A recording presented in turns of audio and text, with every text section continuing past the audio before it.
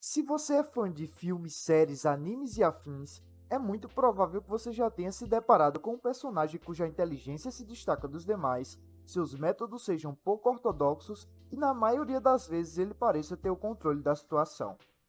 O estereótipo de personagem frio e calculista, termo que tem se popularizado devido aos infindáveis memes com Thomas Shelby, protagonista de Peaky Blinders.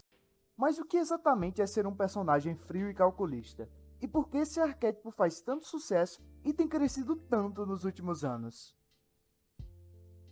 Um personagem frio e calculista, curiosamente, não é um supremo aplicador das características que o denominam. Entretanto, é construído com base no conflito entre espectros e necessita de elementos específicos para se destacar como tal, alguns desses responsáveis por seu sucesso. Primeiramente, nenhum desses personagens é definitivamente um herói. Não são um poço de altruísmo simbólico ambulante. Eles apenas correm atrás de seus objetivos, seja resolver um caso, crescer os negócios da família, assaltar um banco ou mudar o mundo no qual vivem. Eles realizam coisas contestáveis para conseguir o que querem e suas ações os aproximam do mundo real por causa disso. Esses personagens flutuam entre herói, anti-herói e vilão, como uma pena que cai de um edifício. Tais personagens não são independentes. Eles estão mais amarrados com o roteiro do que qualquer outro na história. Suas ações precisam estar sincronizadas com as viradas da narrativa e eles precisam ser enaltecidos pelo roteiro, para que o impacto do seu intelecto seja potencializado. Caso contrário, passam batido. Um grande exemplo é o Varys, personagem de Game of Thrones. Apesar de suas ações e de seu domínio, o roteiro não se move para ele da mesma forma que se move para personagens como Littlefinger, o que traz a falsa impressão de que ele não se encontra no mesmo nível.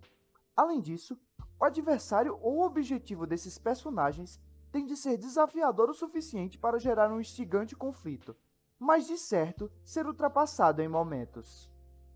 Isso torna a experiência mais interessante ao espectador, gerando um efeito prazeroso que faz com que ele se sinta mais inteligente cada vez que acompanha os passos do protagonista.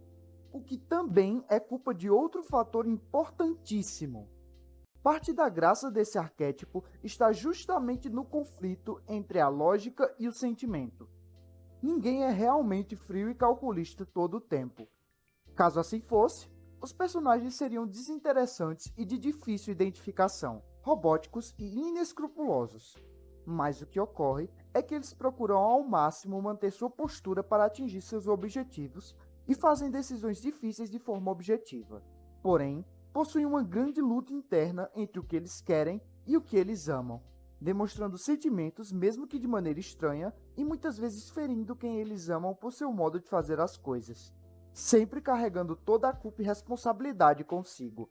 Um dilema comum a muitas pessoas e extremamente identificável, só que amplificado na tela das formas mais extremas possíveis.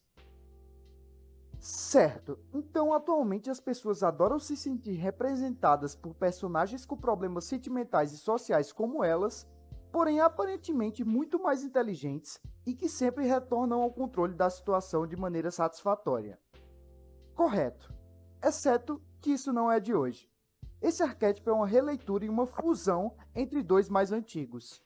O grande comandante que leva seu exército a uma vitória improvável contra o inimigo por métodos não oficiais e um detetive de exímia capacidade cognitiva que possui uma vida profissional muito ativa.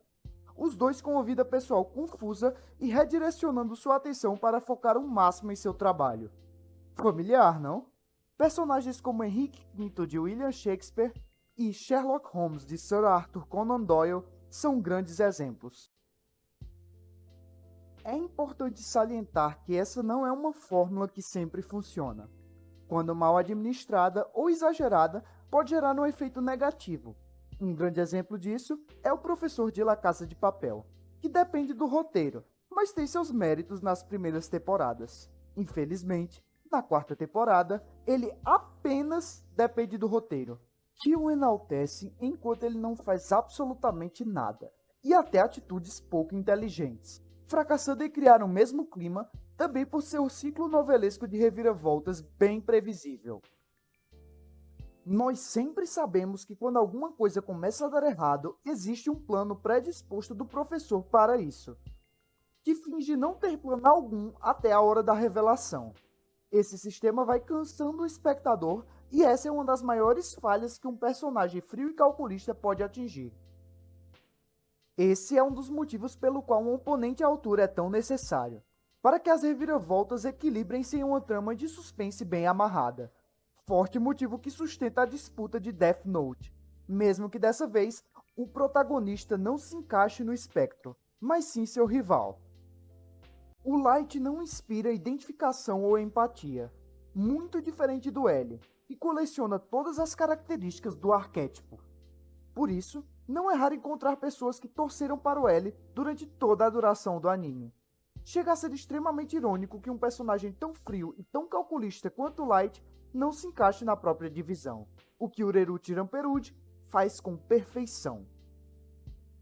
Reruchi, inclusive, que é o personagem mais bem escrito que eu já vi, justamente por estar nesse espectro e aproveitar-se de todas as possibilidades de conflito para o desenvolvimento da trama e do protagonista, de forma a sempre acrescentar a sua história, de modo tão brilhante que faz parecer que não é o Reruchi que precisa do roteiro, mas sim o roteiro que precisa dele, semelhante ao senso de relevância criado pelos contos do Sir Arthur Conan Doyle, onde o personagem se torna não somente maior que a história, mas também extrapola a história e se torna parte do folclore, como ocorreu com Sherlock e nosso caro Watson, o que só prova que esses personagens frios e calculistas estão longe de ir embora. Você concorda com algumas coisas faladas aqui? Você discorda com algumas coisas faladas aqui? Me deixe saber aí nos comentários. Muito obrigado se você assistiu até aqui. Siga o Nerdsvoid nas suas redes sociais e ouça nosso podcast presente no Deezer, Spotify e no site do Yellow Submarine Nuclear. Além disso, dá uma checada no nosso canal de lives lá na Twitch. Até a próxima!